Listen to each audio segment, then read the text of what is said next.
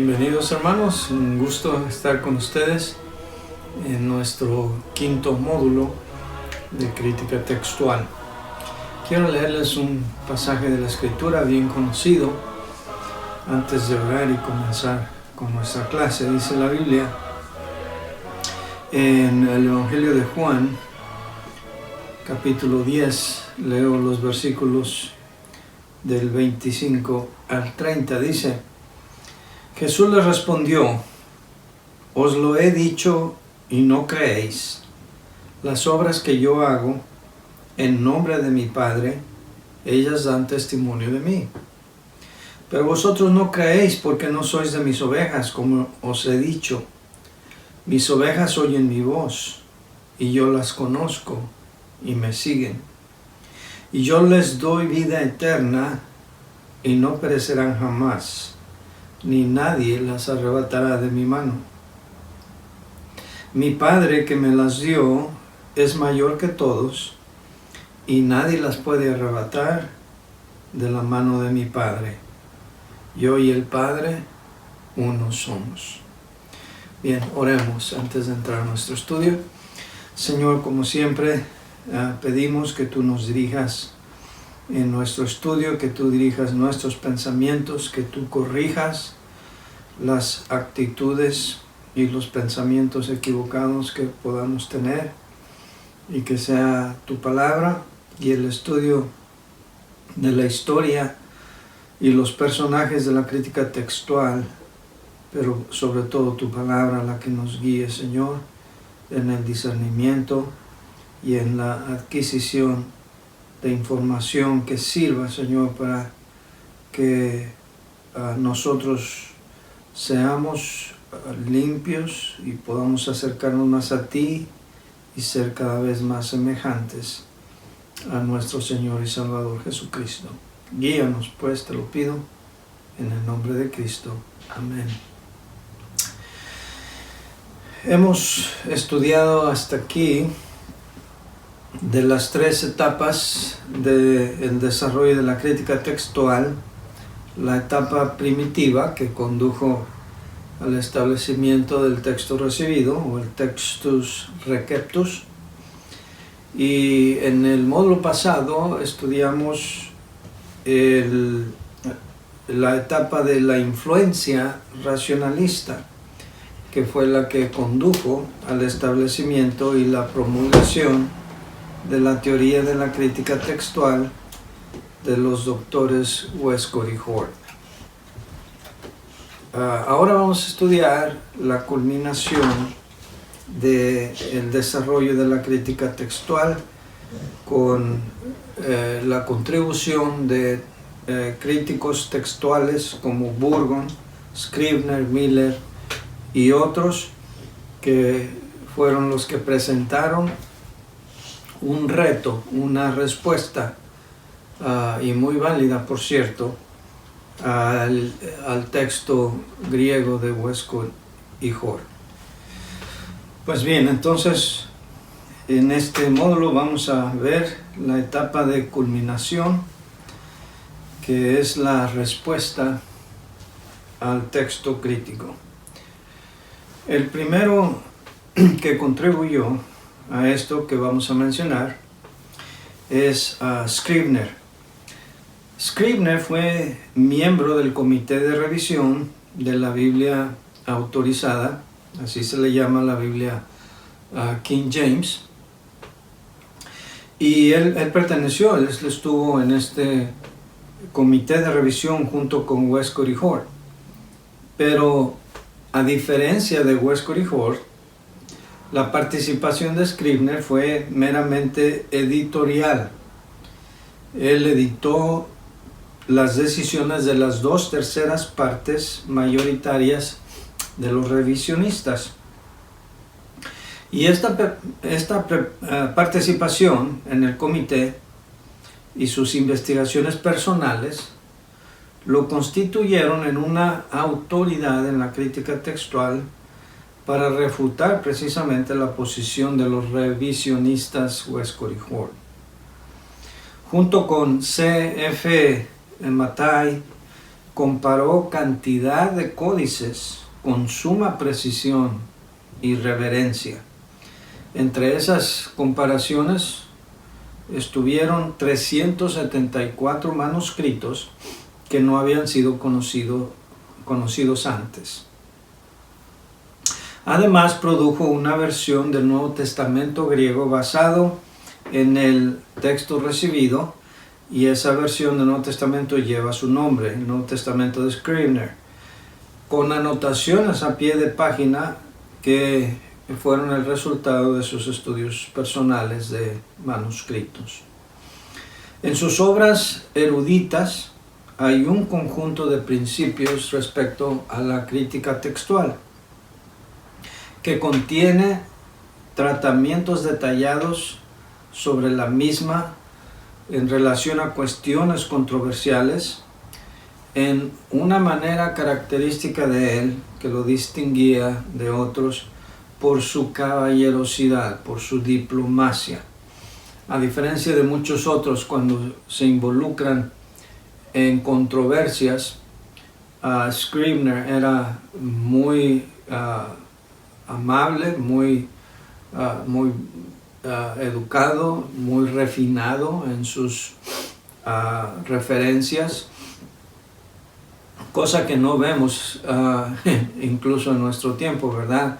Aún dentro de estas dos posiciones diametralmente opuestas, a veces algunos recurren a la ofensa, a la ridiculización de la otra parte y hasta delataciones de herejía, de ignorancia, etc. Scribner no era de esa clase.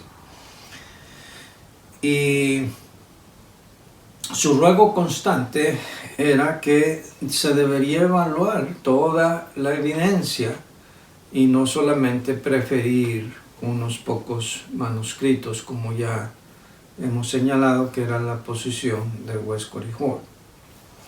Bien, después de Scribner tenemos a un campeón, probablemente se le deba al decano Juan Burgon o John Burgon, se le deba a él la mayor contribución en favor de la posición del texto recibido o el texto tradicional. Él fue el mejor apologista por mucho de la posición del texto recibido. Su erudición, su decoro, su ortodoxia quedaron plasmados en casi todos sus libros, pero especialmente en el libro La Revisión Revisada, que afortunadamente ya tenemos en español y que está disponible para ustedes en el portal. Bien, y déjenme citar aquí cuál era la posición de Burgon. Él escribió, como dije, abundantemente, profusamente, pero creo que podemos representar su posición en cuanto a la crítica textual en base a estas citas. Él dijo: la verdad del texto de la Escritura ha de ser recabada exclusivamente del testimonio en acorde del gran número de las mejores copias, los padres y las versiones. Esto está en su libro, La Revisión Revisada, y ustedes tienen toda la referencia en los libros y obras que hemos citado aquí, y aún en esta misma guía que ustedes van a tener a su disposición. Él también dijo: un método más seguro, el único confiable, de hecho, para determinar la verdad de la Escritura, sostenemos que es el método que, sin prejuicio o parcialidad, simplemente determina qué forma del texto disfruta el apoyo más antiguo, más completo, más amplio, más respetable y sobre todo el más variado. En otras palabras, él defendió, y ahorita vamos a ver algunas de sus razones de por qué defendió el texto recibido, los manuscritos cursivos que son atestiguados en las versiones, en los leccionarios de los padres de la iglesia, y que esto es el método más confiable.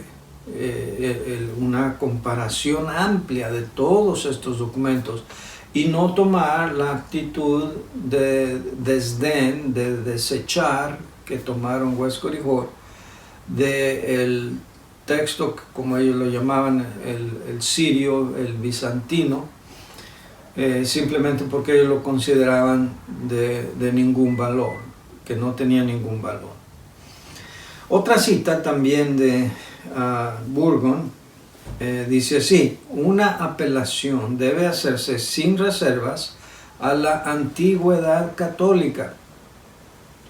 Y recuerde que al decir aquí antigüedad católica no se refiere en el sentido de la Iglesia Católica, se refiere a la universalidad. Católico quiere decir universal. En otras palabras, que todo el consenso universal de las iglesias a través de los siglos, que ha sido a favor del texto recibido, eso es lo que se tiene que hacer. Y que el veredicto combinado de manuscritos, versiones, padres, debe ser considerado como decisivo. Bien, el legado de Burgon se puede resumir en lo siguiente. Él compiló un índice de más de 86,000 citas de los padres de la iglesia. Oiga bien eso. Burgon pasó toda su vida leyendo, cotejando, haciendo un índice de todas estas citas y referencias. Entonces, si alguien estaba alguna vez familiarizado en forma concienzuda, en forma minuciosa de los escritos de los padres de la iglesia, era Burgon. Y todos sus hallazgos, todos sus información, los datos que él obtuvo, que comparte libremente con todo el mundo, está incluido en su revisión revisada, que ya hemos mencionado, en su libro donde trata los últimos 12 libros de versículos del Evangelio de Marcos, otro libro llamado Las causas de la corrupción, otro libro llamado Inspiración e interpretación, y las advertencias de Burgon acerca de la revisión. Y claro, no es el único, no son los únicos libros, hubo otros. Incluso, como hemos mencionado ya, también Miller, su sucesor, publicó algunas obras de Burgon en forma póstuma. Burgon fue el campeón contra el liberalismo. Defendió la Biblia del racionalismo. Y aquí hay algunos pocos ejemplos de esta lucha y defensa que él hizo. Él, por ejemplo, se opuso al doctor Temple, que era un obispo apóstata de la iglesia anglicana. Él se opuso a otro, el doctor Vance Smith, quien estuviera también en el comité de revisión de la Biblia en 1881. Este doctor Smith era unitariano o unitario, o sea, son de aquellos que creen que solamente hay un Dios y niegan la Trinidad. Entonces esto pues es una herejía, y este hombre era unitario o unitariano y era miembro del comité. Es otro ejemplo de otro hombre corrupto en cuanto a su teología, que metió sus manos en la producción de la revisión de la Biblia en inglés. Burgon también se opuso a la romanización de la Iglesia Anglicana. En otras palabras, se negó no solamente a que la Iglesia Anglicana se volviera a unir a la Iglesia de donde salió la Iglesia Católica, sino que se adoptaran también algunas prácticas, algunos conceptos católicos.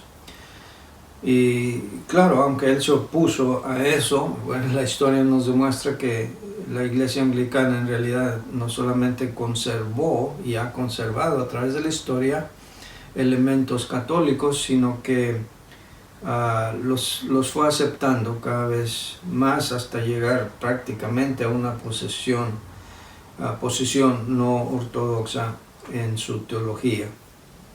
Burgon, también como ya hemos señalado, también estuvo en contra de la evolución de Darwin.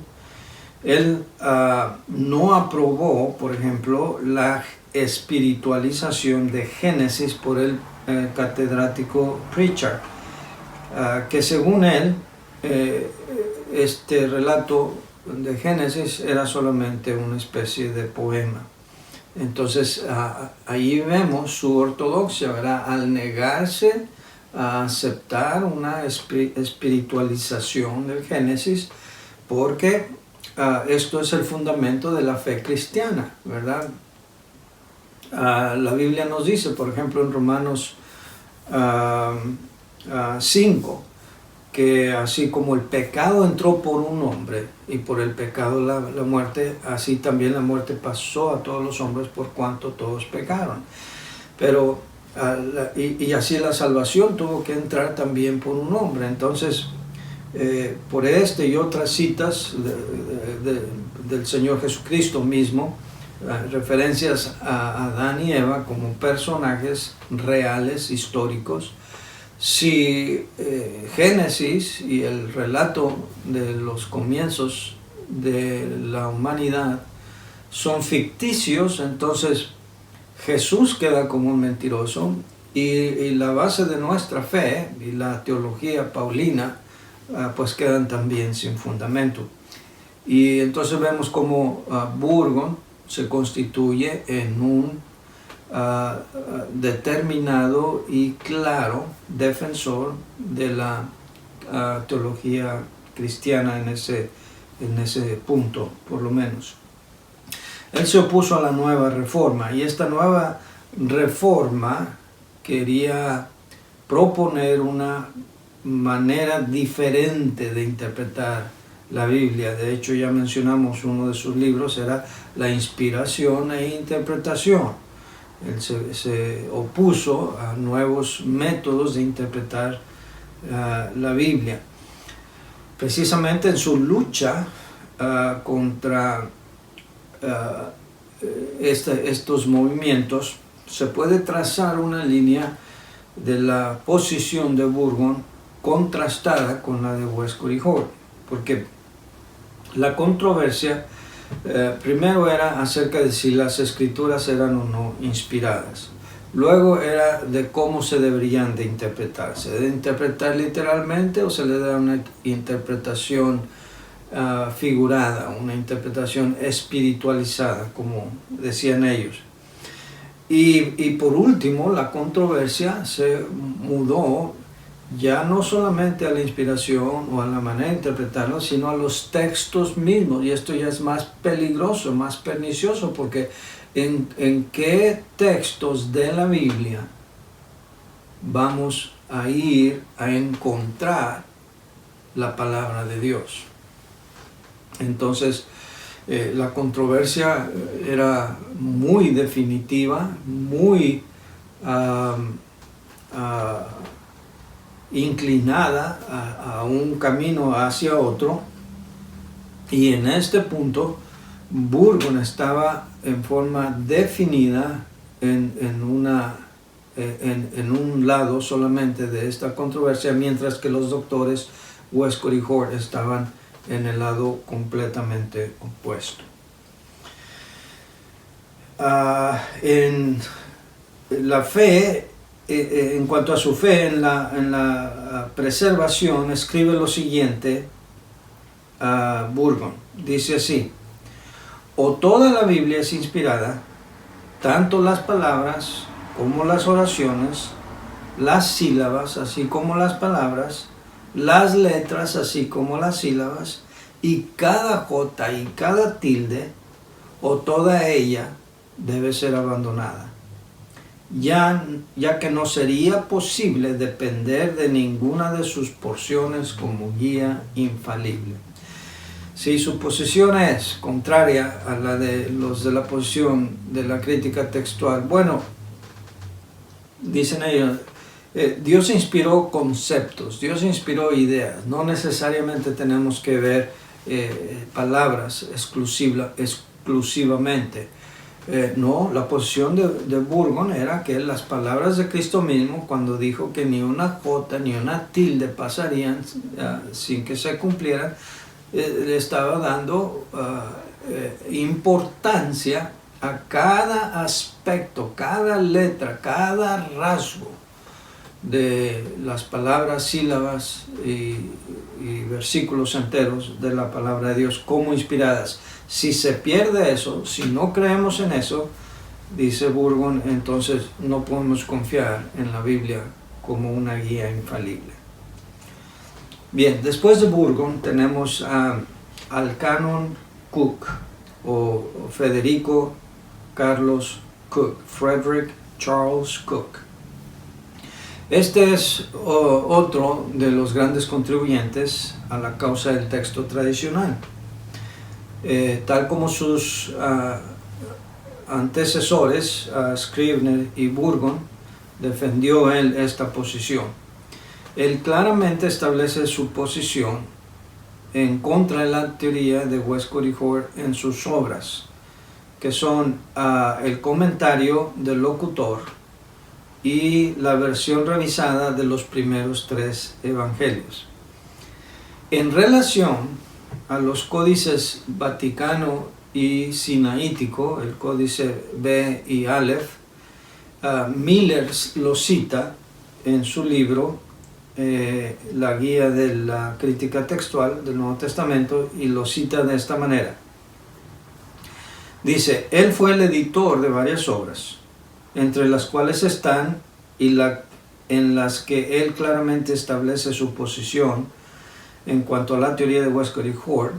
Él sostiene que el Códice Vaticano B y el Sinaítico Aleph han sido exaltados indebidamente, que el Códice Alejandrino A, el cual en los Evangelios representaba justamente el texto utilizado por San Crisóstomo y sus grandes contemporáneos, es superior a ellos, que los 2 primeros probablemente fueron escritos bajo la dirección de Eusebio, y que las teorías y los argumentos de los doctores Westcott y Hort están destituidos de fundamento sólido.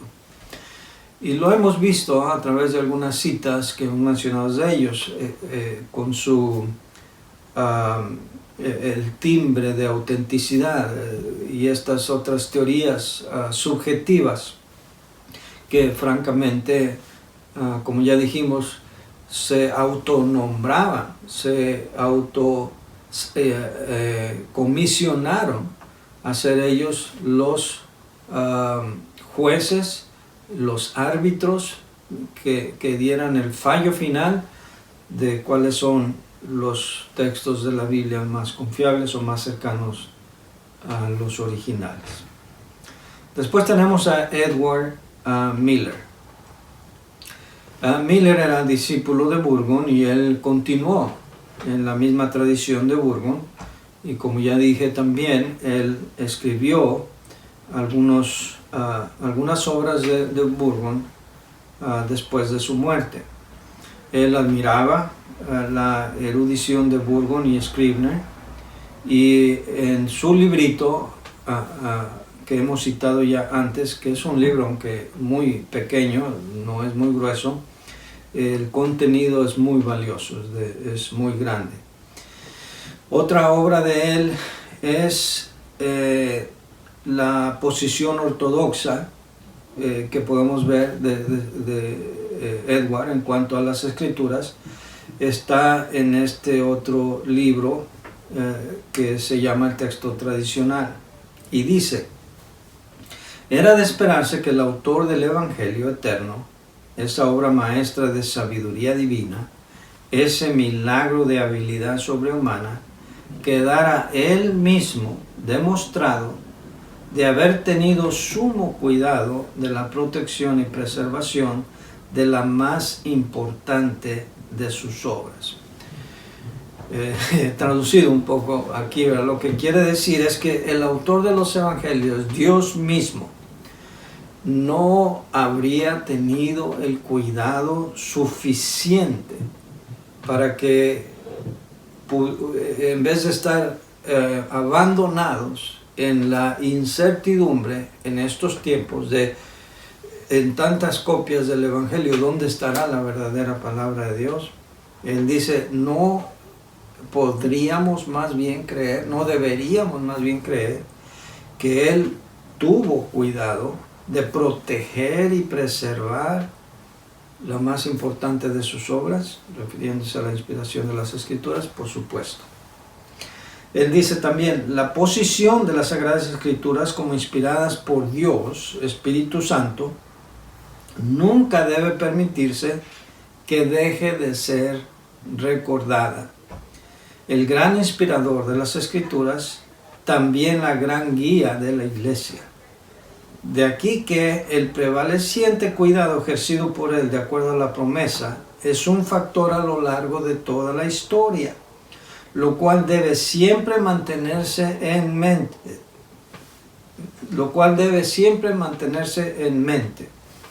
Por supuesto, el mal no ha sido excluido de coexistir con el bien, tal cual es la experiencia universal, pero sin embargo la Iglesia, como testigo y guardián de las Sagradas Escrituras, ha, bajo su dirección, expulsado el mal de tiempo en tiempo y ha mantenido por lo general un curso definido.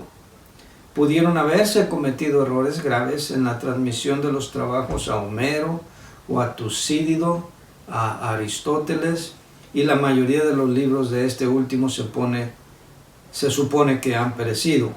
Pero difícilmente puede concebirse que el Espíritu Santo, luego de comunicar su inspiración en la composición de los libros, durante su prevaleciente cuidado hubiera permitido que estos libros variaran de acuerdo a los vientos cambiantes de la opinión y acción humanas, sin el mantenimiento cabal de al menos principalmente una forma que por lo menos fuera libre de error. A duras penas podría ser sino que esta sucesión de copias libres de una significativa corrupción debieron haber existido y existieron también en predominancia por toda la historia de la Iglesia. Entonces, hermanos, básicamente a lo que se reduce a esto es a lo siguiente: tu posición ortodoxa en cuanto a la doctrina de la inspiración y la preservación va a determinar si tú crees que tenemos la Biblia o no la tenemos, si se perdió y ahora hay que volverla a recuperar y hay que volverla a reconstruir de los manuscritos que tenemos, o si creemos realmente que Dios es capaz no solamente de inspirar su palabra de Dios, sino de guiarnos a escoger de entre todos estos miles de manuscritos dónde está su palabra. Por eso comencé con este versículo de Juan 10:27.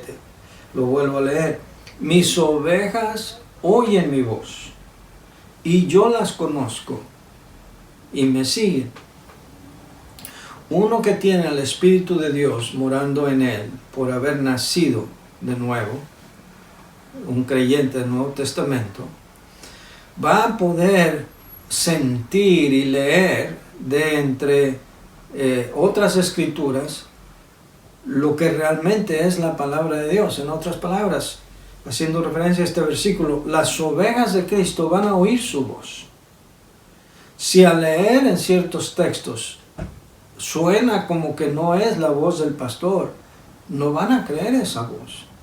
Y por eso no nos debe sorprender el resultado de hombres impíos, hombres no nacidos de nuevo, como Westcott y Hort, que ni siquiera les preocupa si están escuchando la voz del pastor o no, no les importa.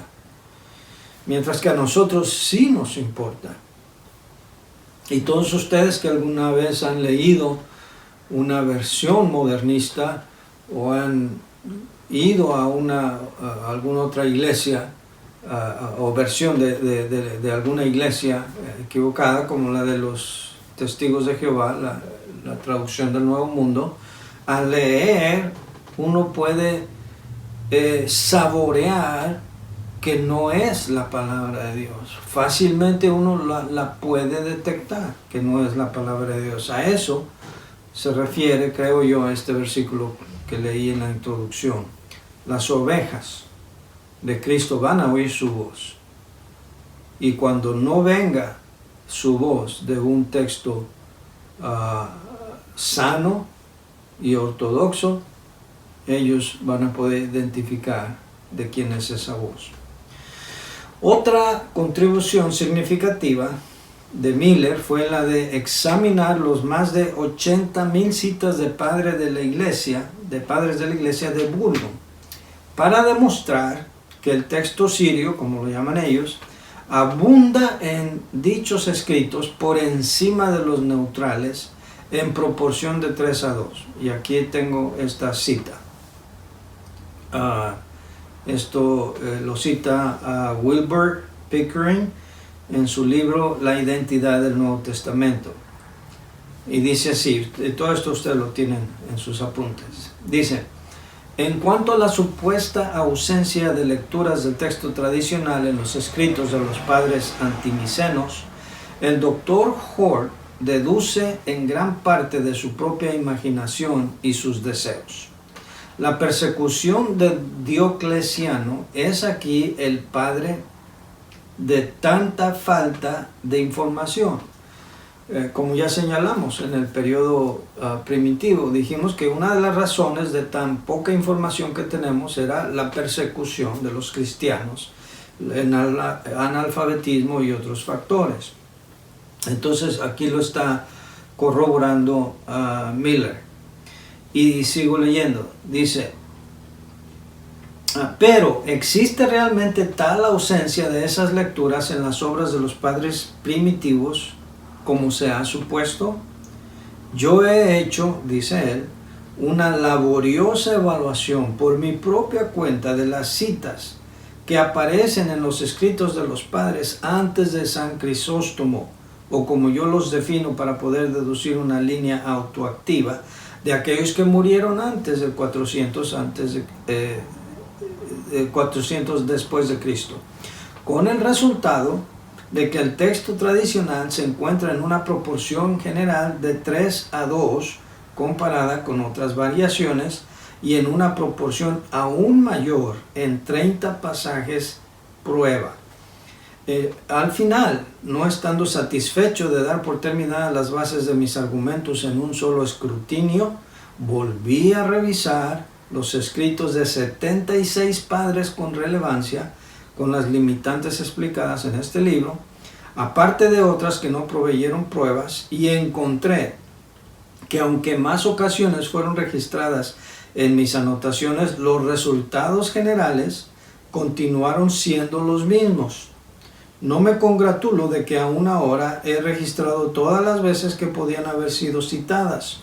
Todo aquel que esté realmente familiarizado con esta obra sobre qué tal logro es absolutamente imposible, porque tal perfección no puede obtenerse excepto de muchos esfuerzos repetidos.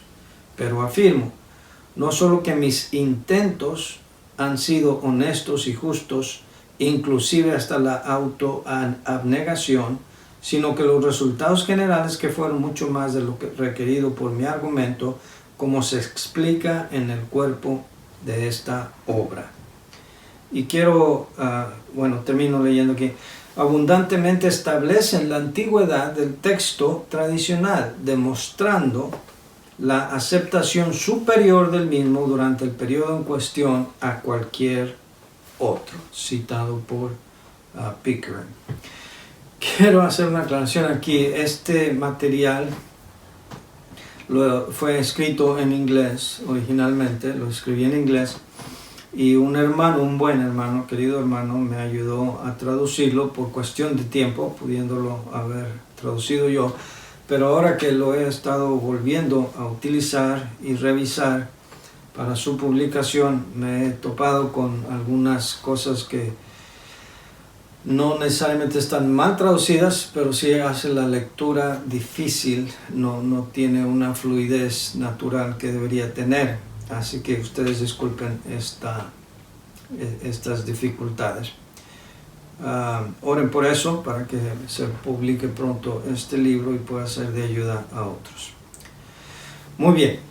Ahora, para terminar este módulo, una tercera parte importante que mencionar aquí es cuál es el legado y qué ha pasado después de estas tres etapas, ¿verdad? La última etapa fue la de la respuesta al texto crítico por hombres como Scrivener, Burgon, Cook y Miller. Pero, aunque su respuesta fue de gran erudición y aunque su respuesta fue ortodoxa y fue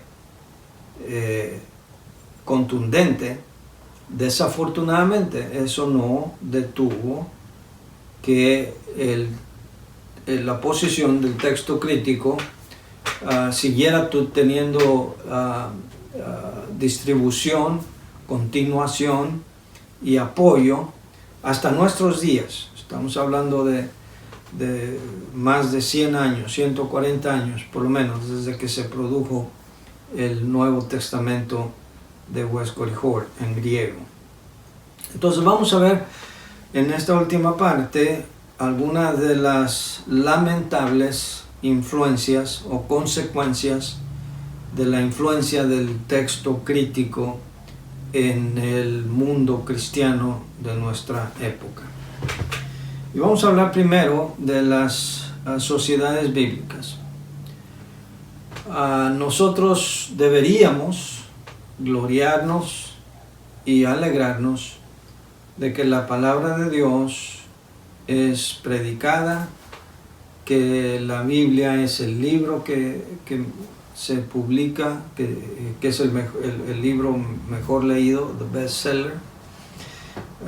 Creo que fue por allá en 1980 y tantos que los que mantienen este registro de cuál es el libro mejor vendido en el mundo entero dejaron de mencionar la Biblia porque siempre resultaba ser el libro mejor vendido y mejor leído.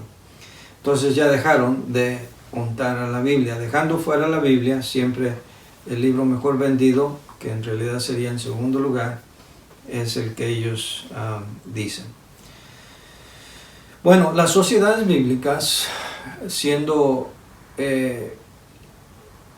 una agencia por la cual se han distribuido la Biblia, la palabra de Dios, en más idiomas en todo el mundo, pues de inicio nos debería inspirar ese gozo, esa confianza, porque se está publicando la palabra de Dios. Pero echándole un vistazo más de cerca a las sociedades bíblicas, creo que no podemos ser tan optimistas. Porque las sociedades bíblicas han tenido un liberalismo, una inclinación hacia el liberalismo teológico. En una de mis tesis, en la que habla acerca de las versiones de la Biblia, hablo en más detalle de la historia de las sociedades bíblicas. La principal sociedad bíblica fue la sociedad británica y foránea de la Biblia. Pero ellos desde muy de sus inicios tenían serios problemas. Problemas tales como que había participación de la Iglesia Católica, de miembros de la Iglesia Católica, clérigos de la Iglesia Católica. Había quienes se rehusaban en las reuniones generales para tomar decisiones de la sociedad. Había quienes se negaban a que se comenzara con oración. Entonces, imagínese usted cómo es posible que si es una sociedad que está tratando con la distribución de la Biblia, la palabra de Dios, ¿cómo puede ser que un miembro de este cuerpo, de esta corporación, se ofenda y se escandalice porque hay quienes quieran todavía comenzar las reuniones con oración? Pues que no es una obra espiritual. Pero en fin, esa ha sido la queja.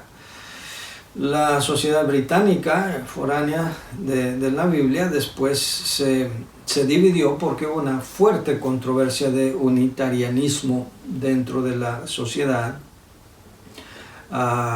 Después surgió la sociedad bíblica trinitaria y precisamente adoptaron el nombre para distinguirse de la sociedad unitariana que negaba la Trinidad.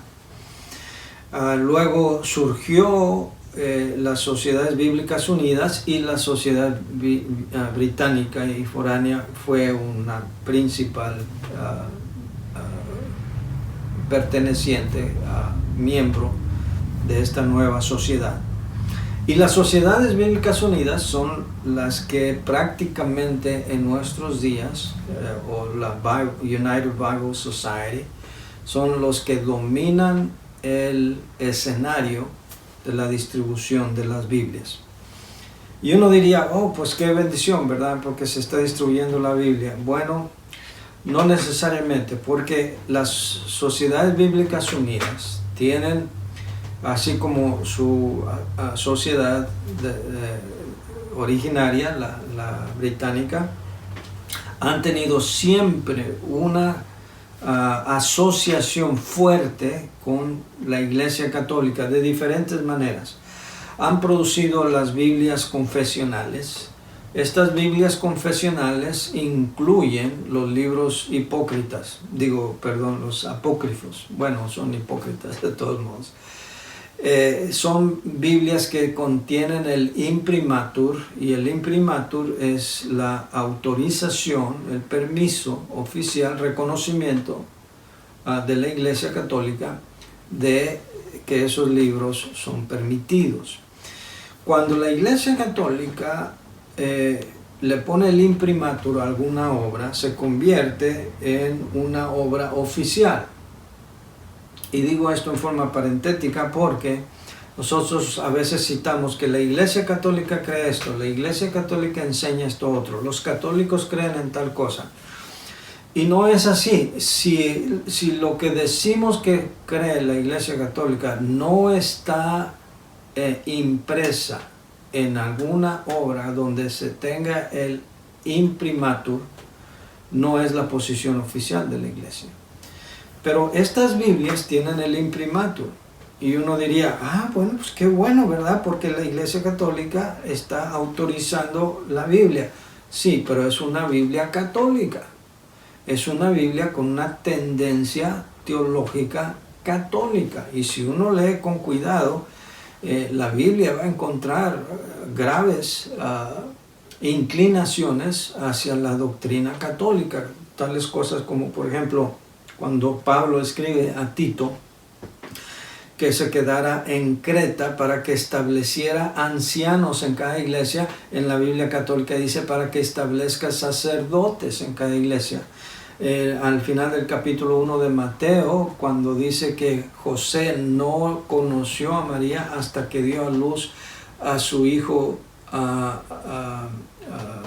unigénito, primogénito, En la Biblia católica dice, en vez de decir que no la conoció, sino hasta que, dice, y sin conocerla dio a luz a un hijo.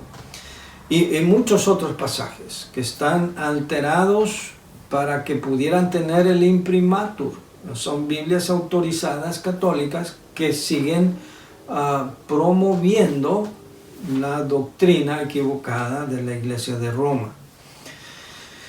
No solamente producen Biblias confesionales, han dedicado a través de toda su historia Biblias a todos los padres, a todos los papas, y dentro de su cuerpo editorial han tenido miembros católicos, como va a aparecer en esta foto aquí, miembros del clero católico, miembros con voz y voto en las decisiones editoriales de las Sociedades Bíblicas Unidas, como el liberal cardenal italiano Carlo Monti, del cual vamos a hablar en un momento más, y otros liberales que no son necesariamente católicos, como Bruce Metzger, y luego los originales o los autores del Nuevo Testamento, Alan y Nestlé, que son a los que hemos hecho referencia, cuyo Nuevo Testamento en griego es el sucesor del Nuevo Testamento en griego del texto crítico de los doctores Westcott y Hort. Bueno, continuando hablando de las Sociedades Bíblicas Unidas, las Sociedades Bíblicas Unidas tienen su capítulo, su ramificación, su agencia,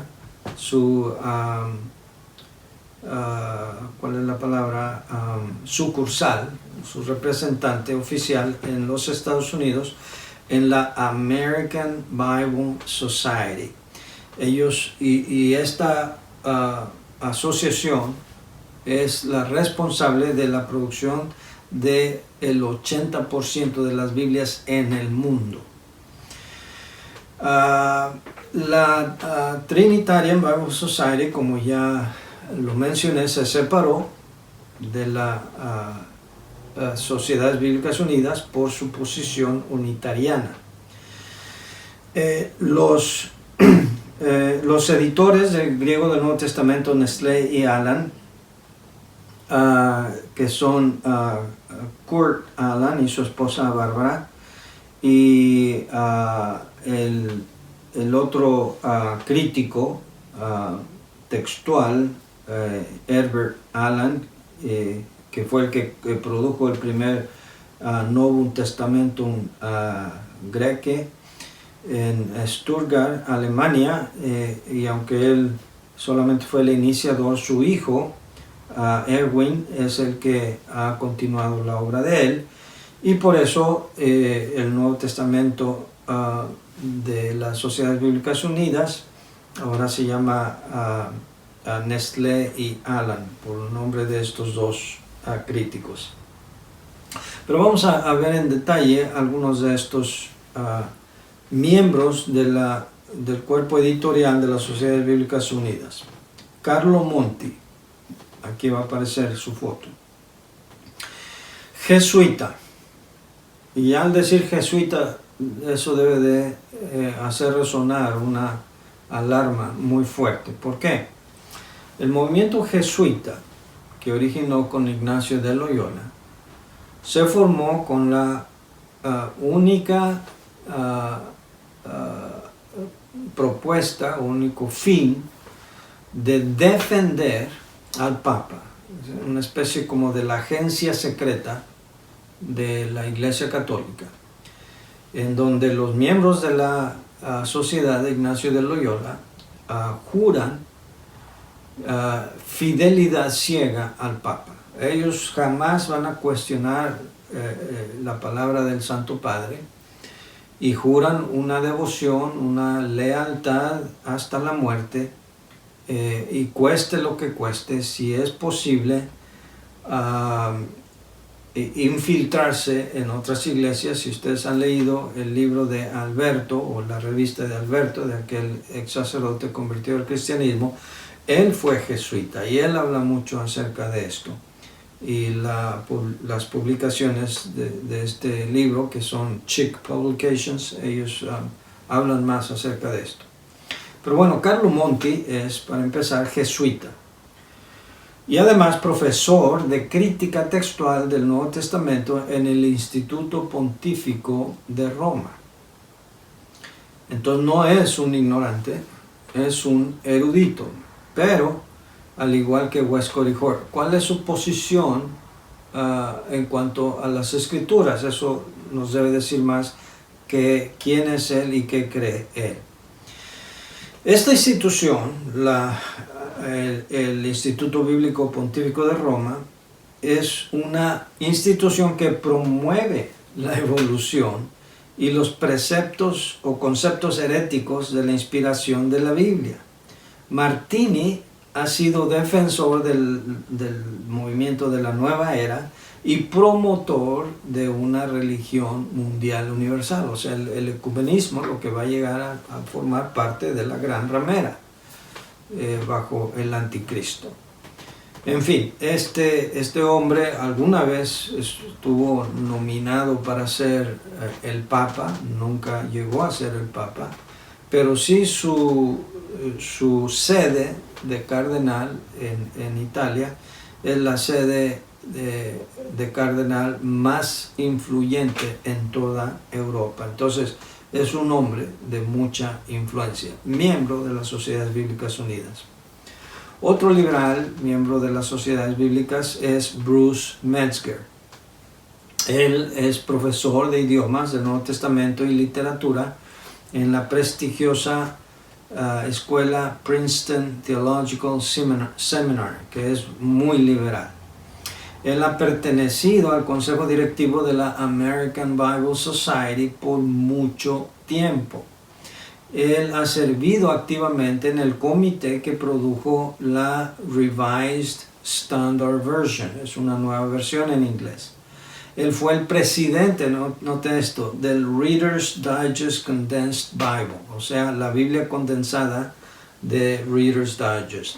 Esta versión condensada de la Biblia eliminó un 40% de la Biblia. Le quitaron la mutilaron a placer, le quitaron lo que ellos consideraban que no era útil y produjeron allá por los años 80 una Biblia que no tuvo mucha aceptación, pero sin embargo el punto aquí es la actitud displicente, ligera, irreverente de estos hombres hacia la palabra de Dios. Metzger, por ejemplo, cuestionaba la paternidad literaria de los libros de Moisés, del libro de Daniel, del Evangelio de Juan, de las epístolas de Pablo a Timoteo y a Tito y las epístolas de Pedro. Entonces, una vez más, ¿qué confianza podemos tener en hombres que dudan acerca de que la palabra de Dios escrita como la tenemos fue escrita realmente por quienes dice la Biblia que la escribieron? Después de él viene Eberhard Allen, que es el que comenzó publicando su Nuevo Testamento en griego en 1898 en Stuttgart, Alemania. Él hizo su Nuevo Testamento basado en el texto crítico de Westcott y Hort. En otras palabras, este es él el que promulgó, el que impulsó la promoción, el desarrollo, el esparcimiento, la distribución del Nuevo Testamento de Westcott y Hort. Él hizo su Nuevo Testamento tomando en base el texto crítico, pero comparando con el texto de Tischendorf. Él fue quien ideó el famoso aparato crítico del Nuevo Testamento que todavía sigue usando las Sociedades Bíblicas Unidas. Ahorita voy a hablar más acerca de ese aparato crítico. Luego su hijo, Erwin, desde 1927 hizo algunas reformas considerables al aparato crítico pero salvaguardó la integridad del texto de Westcott y Horne. O sea, no se han separado de ese texto. Luego tenemos a Kurt Aland. Aland rechaza la doctrina de la inspiración de las Escrituras. Kurt y su esposa Barbara, alemanes, se han preparado se han capacitado en las instituciones más racionalistas de Alemania. Bárbara misma, una erudita, ha sido por muchos años la directora del Instituto para la Investigación Textual del Nuevo Testamento en Münster, Alemania. Y los nombres Aland y Nestlé han quedado unidos por ser las mentes maestras del texto griego de las sociedades bíblicas unidas con este pernicioso aparato crítico en él. Entonces vamos a echar un vistazo a este aparato crítico. Yo hice referencia a este aparato crítico cuando mencionamos la posición naturalista que toman los de la posición de la crítica textual. Aquí en esta imagen ustedes ven del lado izquierdo está el texto del Nuevo Testamento en griego. Esto está en línea, esto lo pueden ver ustedes en línea, pero en el libro, el aparato crítico que aquí está del lado derecho, en el libro en realidad este aparato crítico está al pie de la página. Y lo que pueden ver ustedes allí es un diseño de un sistema de letras que parten de letras como A, B, C, D, etc., hasta la F me parece, que le da la confianza al lector de qué tan confiable es esa porción de la palabra de Dios. Entonces, en este aparato crítico, el lector se tiene que basar en los que produjeron este aparato crítico, que son Nestlé y Aland. Y si el texto tiene una letra A, significa que ese pasaje es muy confiable. Si tiene una F, quiere decir que es muy improbable que sea legítimo ese pasaje. Mi contención acerca de eso es, bueno, si van a sembrar la incertidumbre, ¿por qué simplemente o los dejan o los quitan completamente? ¿Por qué no hacen simplemente eso? En vez de que estén creando la duda perniciosa y dañina en la mente de cualquier lector. ¿Cuántos de nosotros somos críticos textuales? Ninguno. Yo no lo soy. Así que al leer este aparato crítico, ¿yo cómo puedo saber qué tan confiable es esto o no? ¿Cómo puedo saber?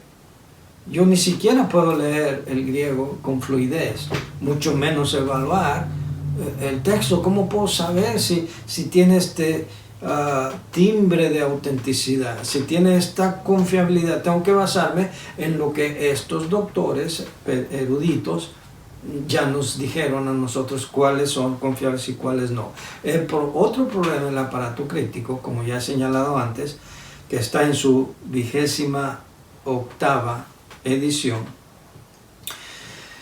Ellos en ediciones anteriores han cambiado la clasificación de algunos pasajes, dándole más confiabilidad, más certeza a ciertos pasajes y luego quitándosela, y luego en ediciones posteriores volviéndoselas a añadir. O sea que, en pocas palabras, no se logran poner ellos mismos de acuerdo en cuanto a la confiabilidad de algunos pasajes de la Biblia.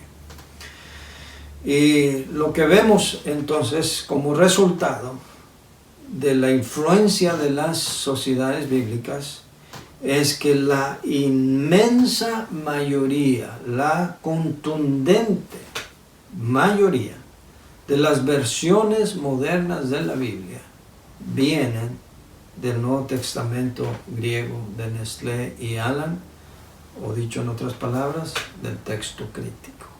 Esa es la influencia modernista que tenemos. Y noten por qué iglesias modernistas, iglesias liberales, iglesias con música contemporánea, iglesias que han diluido el evangelio, como iglesias como la de Joel Austin y como otros, que lo único que quieren, Rick Warren y otros, que todo lo que quieren es atraer gente, Bill Hybels, Andy Stanley, todos estos pastores de mega iglesias no usan en inglés la Biblia King James. ¿Por qué?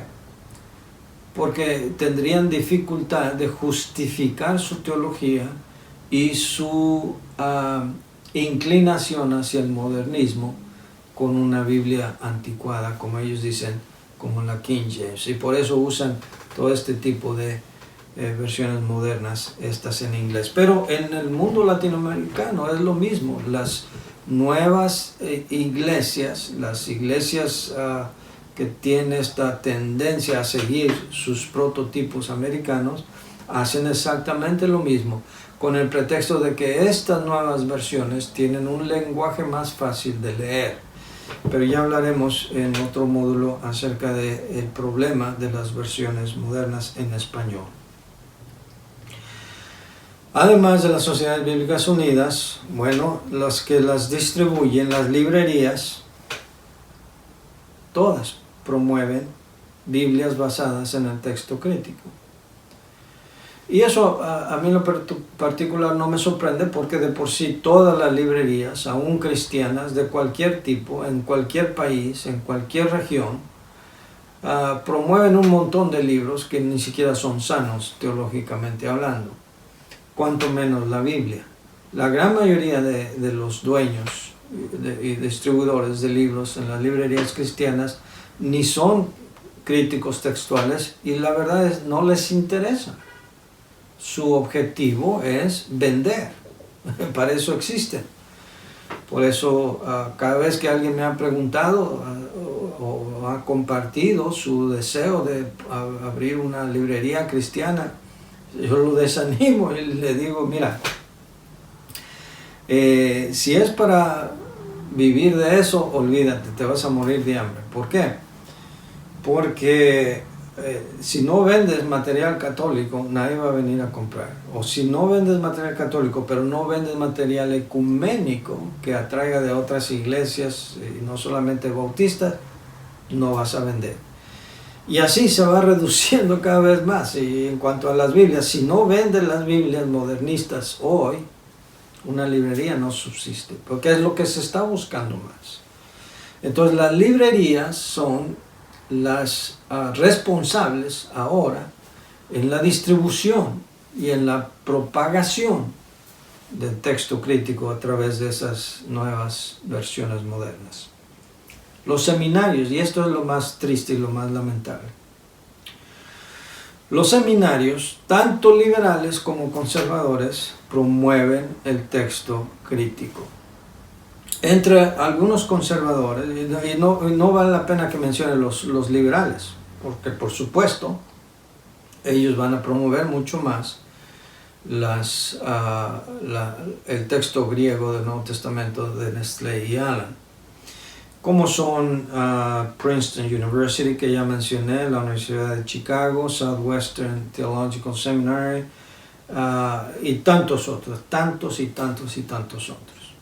Pero lo que sí le saca a uno el aire, como un gancho al hígado, es que seminarios conservadores, algunos de ellos bautistas fundamentales, promueven y apoyan el texto crítico. Entre ellos, por ejemplo, está Trinity Evangelical Divinity School, la Escuela de Divinidades Evangélica Trinidad. Uno de sus principales maestros, el Dr. Carson, que es el autor del libro El debate de la King James, un clamor por el realismo, él apoya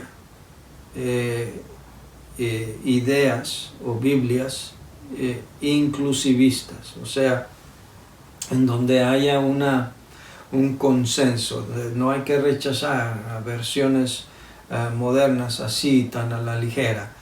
Y de esto vamos a hablar en el próximo módulo, la posición extremista de que la Biblia solamente está en la King James, o la posición extremista del otro extremo, de que la Biblia está en todas las Biblias. Las dos posiciones son extremas y necesitamos hablar de eso, y lo haremos en el próximo módulo. Otra institución de renombre y de alcurnia, Dallas Theological Seminary. Uno de sus principales profesores, Wallace, dice que los evangelios es un compendio de muchas otras fuentes. Y otra vez tenemos este problema. Entonces Mateo no lo escribió Mateo, Marcos no lo escribió Marcos, Juan y Lucas no fueron escritos por los autores que llevan su nombre. Yo sé que hay, por ejemplo, teorías de que posiblemente el libro de Marcos realmente lo haya escrito Pedro, pero eso no tiene nada que ver quién realmente lo escribió, tanto como el que las palabras mismas hayan quedado plasmadas tal como las tenemos. Entonces la posición de este maestro Wallace es de que, bueno, quien sea que lo haya escrito no es tanto el problema, lo importante es que fueron compilados de versiones de tradición oral, tanto escrita, y que llegaron a tomar la forma que tenemos ahora. Eso, mis hermanos, es un ataque a la posición que nosotros tenemos de la inspiración verbal plenaria de las Escrituras. Otra universidad que nosotros respetamos y admiramos y es Bob Jones University. Por ejemplo, un profesor de ahí, Samuel Schneider, escribe lo siguiente, y esto es una cita de su libro, Relevancia de la Crítica Textual. Dice él así: con respecto a la preservación, no obstante, ninguna escritura decía explícitamente nada del tipo de la guía a aplicar a los copistas de los manuscritos en cuanto a las palabras precisas del texto se refiere. Algunos han deducido tal guía sobrenatural de la Escritura. Esto es una referencia a nosotros que creemos que Dios guió en forma sobrenatural la escriturización de la palabra de Dios. Sigo leyendo, dice él: ellos señalan pasajes que prometen que la palabra de Dios no perecerá o se perderá. Y noten esta cita: tales promesas de preservación, en vista de la variación de las palabras, se debe aplicar solo al mensaje de la palabra de Dios, no a las palabras precisas. Esto es de un teólogo, de un maestro de Bob Jones University. En otras palabras, lo que mencionamos hace un rato de que ni una jota ni una tilde pasarán, la posición de este maestro es que no, realmente la preservación es del concepto de la palabra de Dios, no de palabra literalmente en forma precisa. Otro seminario también de abolengo, de tradición, respetado, buscado, es el Central Baptist Theological Seminary, que también ha adoptado el texto crítico. Unos pocos seminarios o ministerios, casas editoriales que promueven el texto recibido, muy pocos son, como he mencionado en inglés, Pensacola Christian College, Maranatha Baptist University, que es donde yo estudié, nuestra escuela, CBL, la Trinitarian Bible Society y Chick Publications, que es una casa publicadora. En fin, aparte de estos, no sé yo de alguna agencia, algún ministerio, algún seminario de influencia, de renombre, que tenga esta posición y que defienda el texto. Esa es la preocupación. Por eso, hermanos, como dije en alguna reunión por Zoom, de ahí la importancia de a qué escuela vas a estudiar. Porque nosotros nos convertimos en hijos espirituales, teólogos, teológicamente, doctrinalmente hablando, somos hijos de la institución a la que nos vamos a preparar. Entonces yo doy gracias a Dios que me llevó a Maranatha y pude aprender esta posición y adoptar esta posición. Pude escuchar los argumentos y a través de los años he podido seguir estudiando acerca de esto y fortalecerme en esta posición. Puedo, creo yo, como dice Juan 10:27, oír la voz de mi pastor en el texto recibido. ¿La puedes leer tú? Al leer el texto crítico en las versiones modernas, ¿puedes tú escuchar la voz del pastor? De eso es de lo que se trata nuestra clase. Gracias, hermano. Gracias, hermanos. Dios les bendiga.